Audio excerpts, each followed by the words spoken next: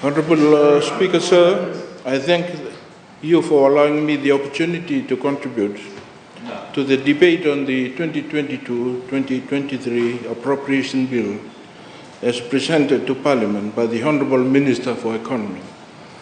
As alluded to in the Minister's address, Suva was certainly buzzing as the 51st meeting of the Pacific Island Forum leaders took place earlier in the week of the budget address on 11th to 14th July 2022. It was the first face-to-face meeting since 2019, with Fiji playing host as chair of the Pacific Island Forum in the past year.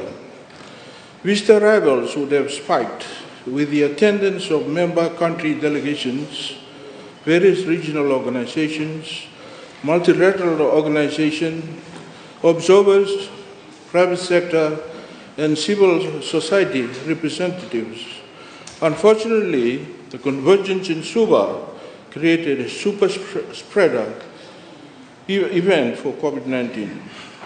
It is noted from the foreign meeting communique, Mr. Speaker, sir, that leaders adopted the 2050 strategy for the Blue Pacific continent as the overarching blueprint to advance Pacific regionalism for the next 3 decades, articulating the region's long-term vision, values, key thematic areas, and pathway strategies.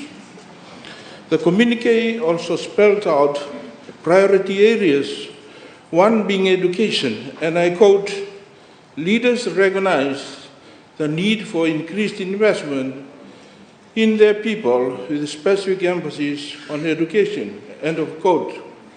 It is saying, Mr. Speaker, sir, that our Honorable Prime Minister is put in a precarious position of being chair of this premier Pacific regional body while is governed through the insistence of the Minister of Economy defaults on its payment to USP.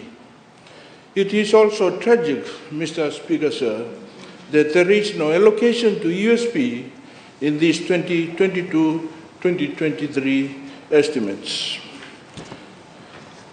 Pacific regionalism is important to Fiji's leadership role in Pacific, and those at the helm of the government must not ignore.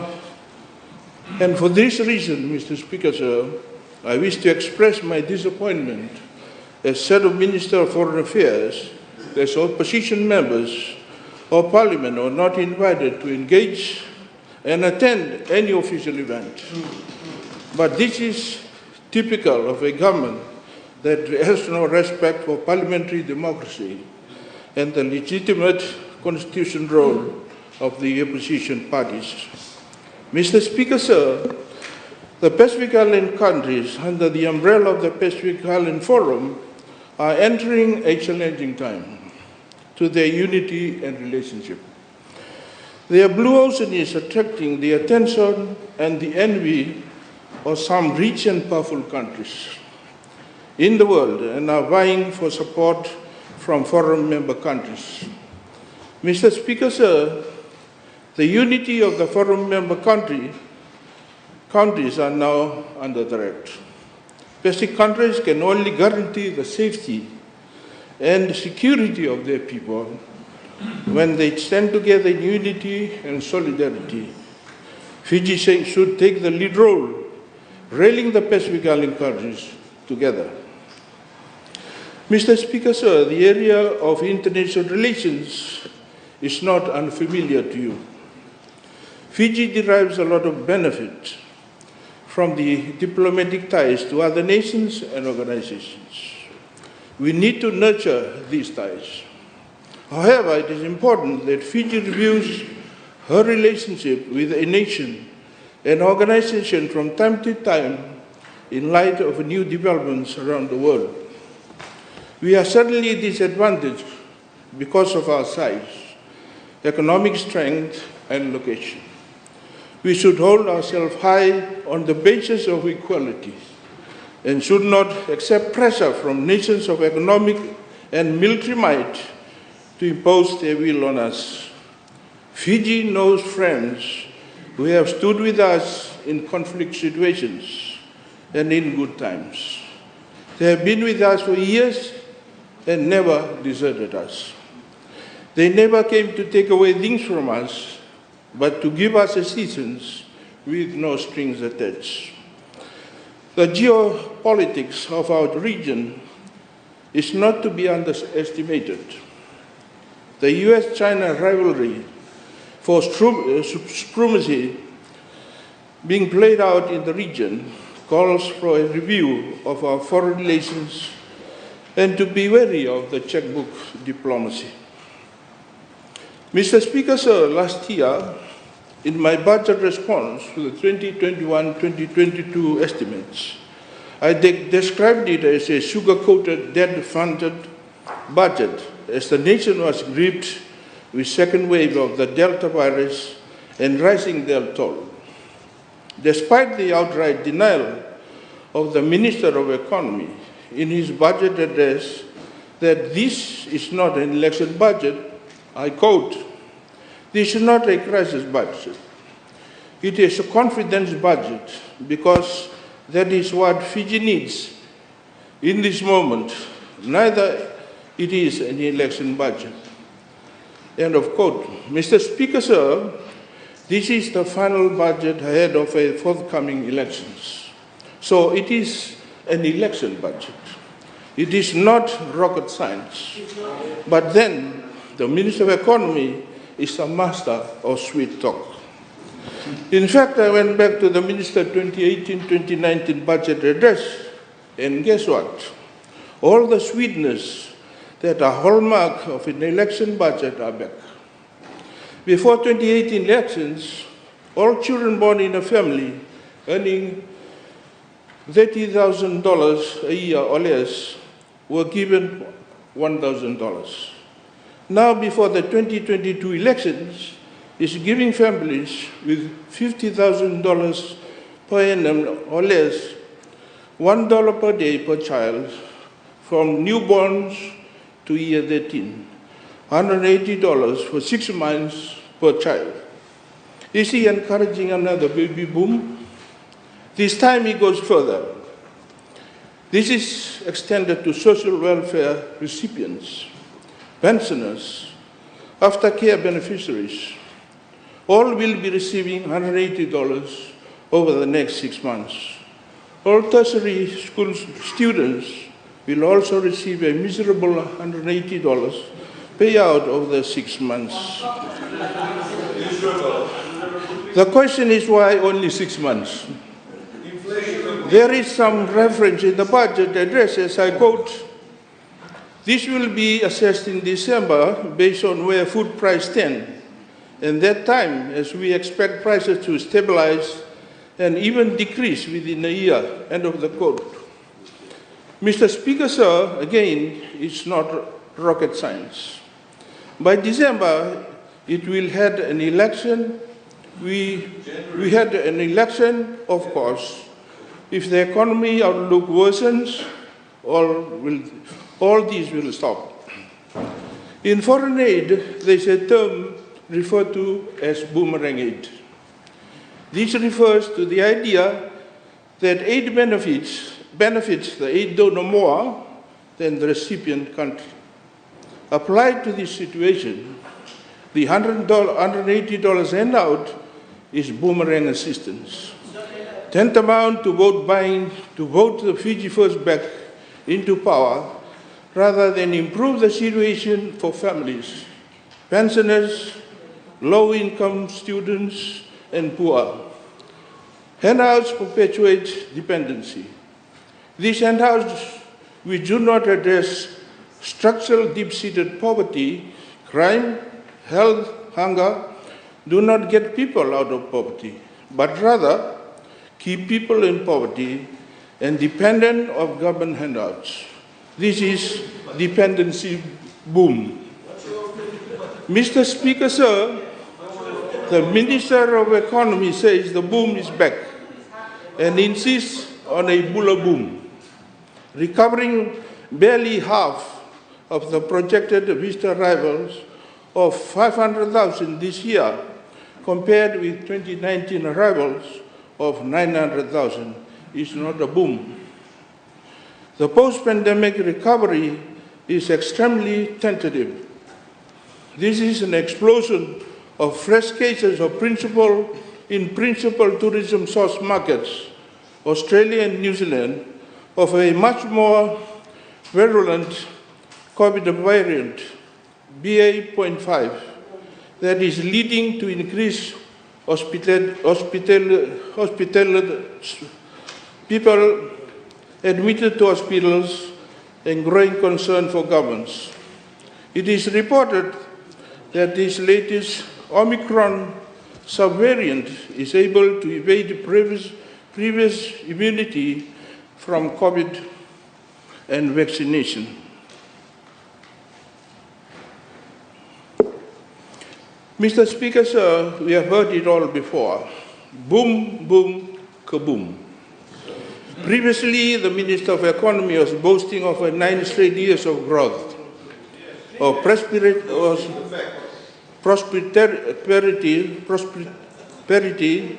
that they were proudly calling the Bainimarama boom.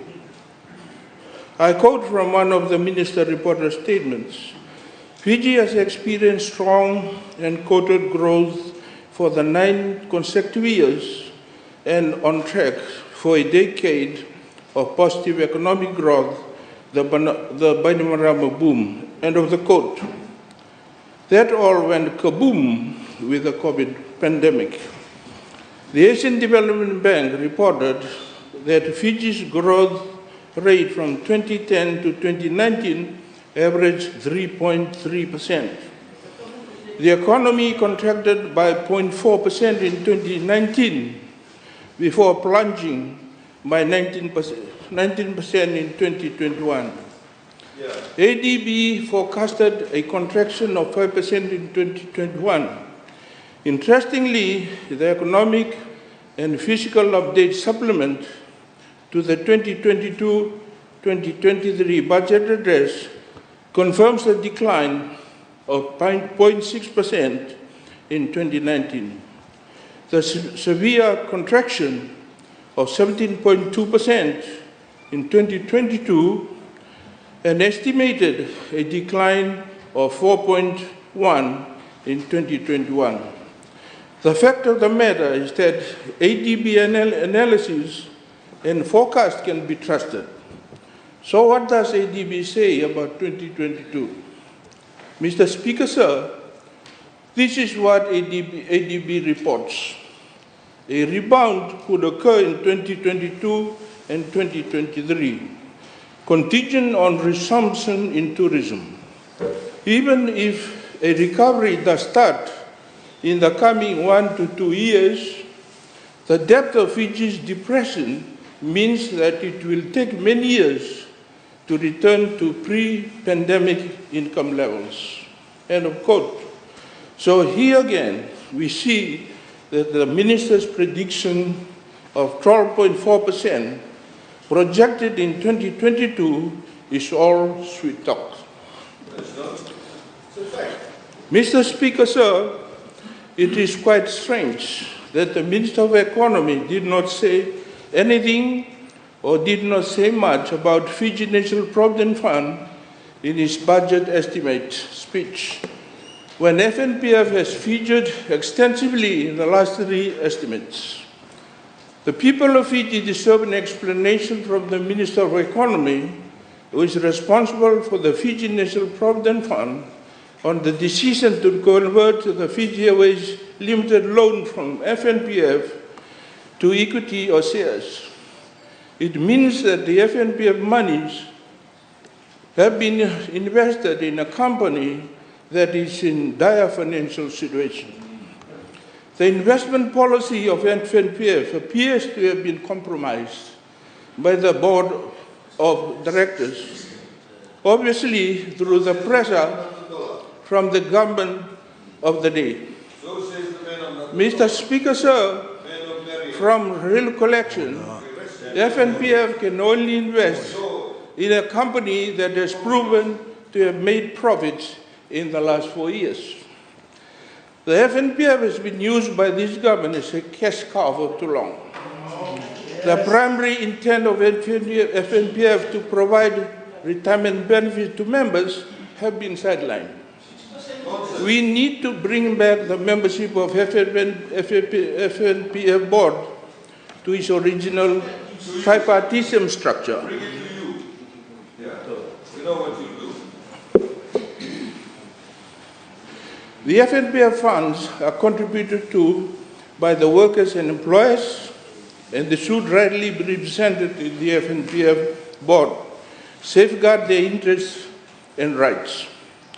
It has been proven in the past, in the cases of two provident funds in neighboring countries, the main cause of their collapse was government interference. I call on the new government in Fiji to immediately institute an inquiry into the affairs of the Fiji National Provident Fund from 2006 to now.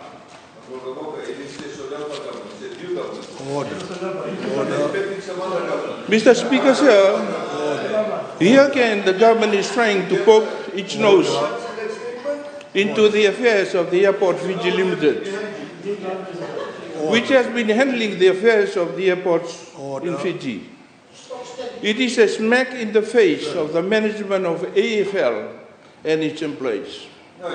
The government, in what it's proposing to do, is saying that the AFL and its employees lack the expertise and skills to manage our airports and trust the Fiji Airways more to look after our airports.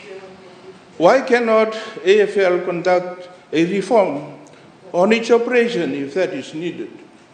Bringing in the management of Fiji Airways, who have shown a lack of professionalism and expertise to run a profitable nation airline, defies logic and rationale.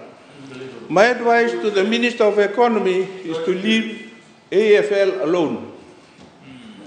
Mr. Speaker, sir, the 2019-2020 Household Income and Expenditure Survey confirms once again that the Eastern Division has the highest rate of poverty amongst the 4 divisions in Fiji.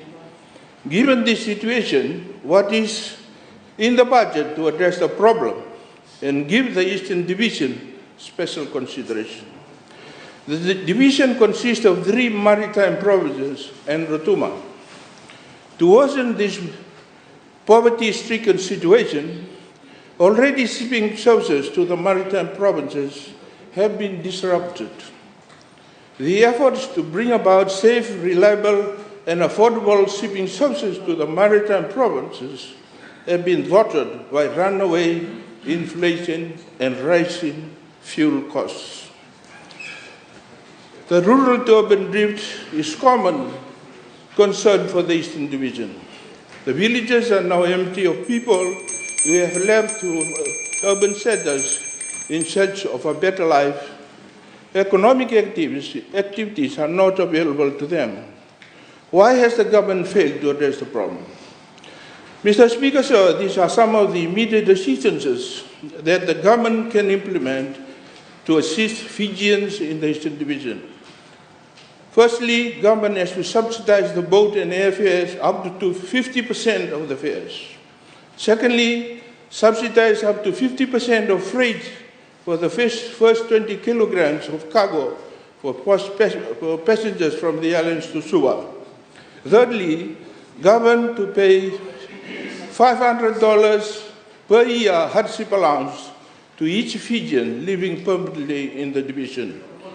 In conclusion, Mr. Speaker, sir, I will repeat my sentiments in the last budget, which is what the new government, replacing the Fiji government, will be so disgusted and overwhelmed by the state of indebtedness that the government has got itself into.